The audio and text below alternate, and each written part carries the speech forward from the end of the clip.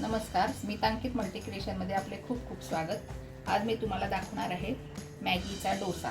तर त्यासाठी लागणारे साहित्य आहे, आपण मॅगी घेतोय, यातला आपण एकच पाऊच घेणार आहे, एक स्लाइस एक हे आणि थोडा कांदा, म्हणजे साधारण एक छोटा कांदा, छोटा टोमॅटो आणि हे चिली फ्लेक्स आहे आणि मॅगी मसाला, एक चमचा रवा, एक चमचा तांदळाचं पीठ, मी इथं मिरची आणि आलं हे दोन्ही बारीक करून घेतलेले आणि मीठ.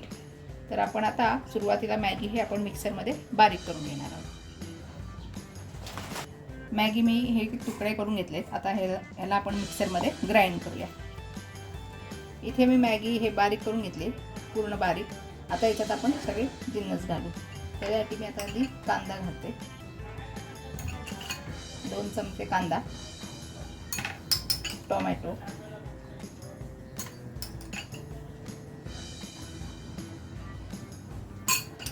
थोडा हा 1 चमचा रवा, तांदूळाचं पीठ, ही मिरची आणि आल्याची पेस्ट आणि हे मीठ तुमचं चवीपुरतं. आता आपण हे एकत्र मिक्स करून घेऊया आणि जसं पाणी थोडं थोडं टाकून आपण डोशासारखं याचं पीठ बॅटर तयार करून घेऊ. हे मिश्रण थोडं हलवून घेतलं आहे मी. आता याच्यात हे चिली फ्लेक्स आधी टाकते आणि हा आपला मॅगी मसाला आहे तो टाकते.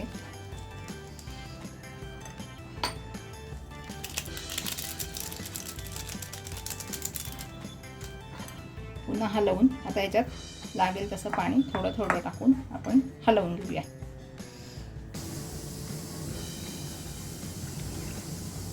हे बघा, लागेल तसं आपण हलवून घ्यायचे मिश्रण आणि अगदी आपण डोसा करतो तसंच सेम ह्याचं बॅटर करून घ्यायचं.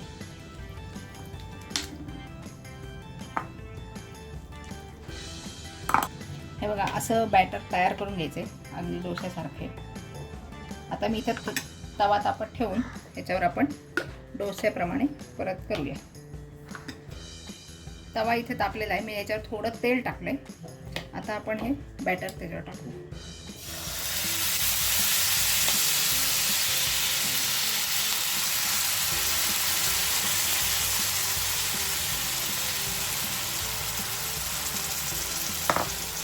थोडंसं परत याच्यावर तेल टाकू आणि कडेने सोडू, म्हणजे कडा सुटतील लवकर. आणि मीडियम गॅसवर तो फ्राय होऊन देऊ.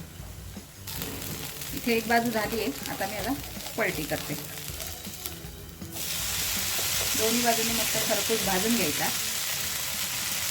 तुम्हाला पाहिजे तर तुम्ही झाकण ठेवून पण भाजून घेऊ शकता, पण मीडियम गॅसवरच भाजायचा.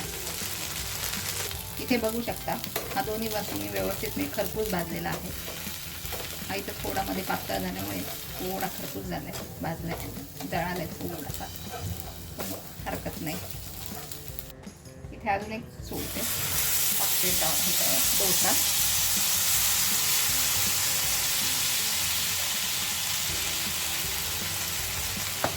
साईडने परत एकदा तेल सोडते थोडंसं मध्ये टाकून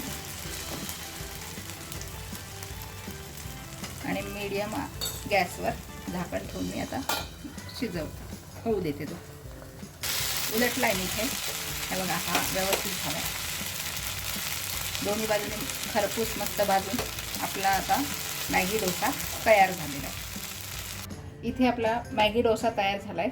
त्याला लावायला जोडीला आपण टोमॅटो केचप घेतलेला आहे. तुम्ही चटणी किंवा सॉस वापरू शकता. चायनीज चटणी पण छान लागते. तर तुम्ही नक्की घरी एकदा ट्राय करा. माझ्या चॅनलला लाईक सबस्क्राईब नक्की करा आणि शेअरसुद्धा करा. धन्यवाद.